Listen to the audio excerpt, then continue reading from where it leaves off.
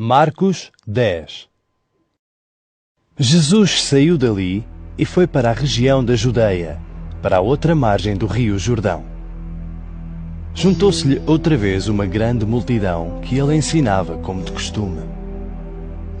Alguns fariseus aproximaram-se e perguntaram-lhe, para o experimentar, se é lícito ao homem divorciar-se da sua mulher. Jesus replicou: O que é que Moisés deixou escrito?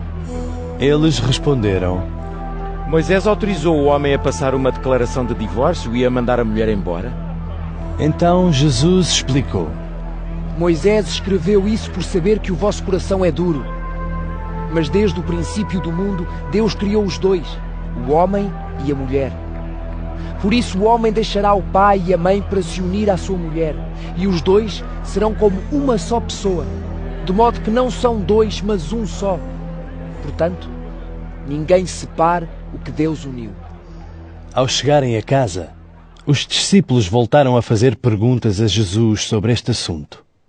Ele esclareceu-os: Todo o homem que se divorciar da sua mulher e casar com outra, comete adultério contra a primeira. E da mesma forma, se uma mulher se divorciar do marido e casar com outro homem, também comete adultério. Algumas pessoas apresentavam crianças a Jesus para as abençoar, mas os discípulos repreendiam essas pessoas. Reparando nisso, Jesus indignou-se e disse aos discípulos: Deixem as crianças vir ter comigo. Não as estorvem, pois o reino de Deus é dos que são como elas. Lembrem-se disto: quem não for como uma criança, para aceitar o reino de Deus, não entrará nele. Depois tomou as crianças nos braços e abençoou-as, pondo as mãos sobre elas. Quando Jesus saiu dali e se pôs a caminho, correu para ele um certo homem que se ajoelhou e perguntou: Bom mestre, que hei de fazer para herdar a vida eterna? Jesus respondeu-lhe: Por que me chamas bom? Só Deus é bom e mais ninguém. Com certeza que sabes os mandamentos. Não mates ninguém, não cometas adultério, não roubes, não levantes falso testemunho, não enganes os outros, respeita o teu pai e a tua mãe. E o homem disse: Mestre, desde pequeno que cumpro todos esses mandamentos. Jesus olhou para ele com amizade e afirmou-lhe: Ainda te falta uma coisa. Vai, vende o que tens, dá o dinheiro aos pobres e terás um tesouro no céu. Depois segue-me. Ele ficou triste com aquelas palavras e foi-se embora desgostoso, pois tinha muitos bens. Jesus voltou-se para os discípulos e disse-lhes: É muito difícil os ricos entrarem no reino de Deus. Os discípulos ficaram perturbados com aquelas palavras, mas Jesus acrescentou: Meus filhos, como é difícil entrar no reino de Deus. É mais fácil um camelo passar pelo fundo de uma agulha do que um rico entrar no reino de Deus. Os discípulos estavam cada vez mais admirados com o que ouviam e perguntavam uns aos outros: Nesse caso, quem é que se pode salvar? Jesus olhou para eles e afirmou: O que é impossível aos homens, a Deus não é, pois para Ele tudo é possível. Então Pedro dirigiu-se a Jesus: Olha que nós deixamos tudo para sermos teus discípulos. Jesus respondeu: Pois eu garanto-vos que todo aquele que tenha deixado casa, irmãos, irmãs, mãe, pai, filhos ou terras por minha causa e por causa do Evangelho, receberá 100 vezes mais, ainda neste mundo, em casas, irmãos, irmãs, mães, filhos e terras, e também perseguições. E no outro mundo receberá a vida eterna.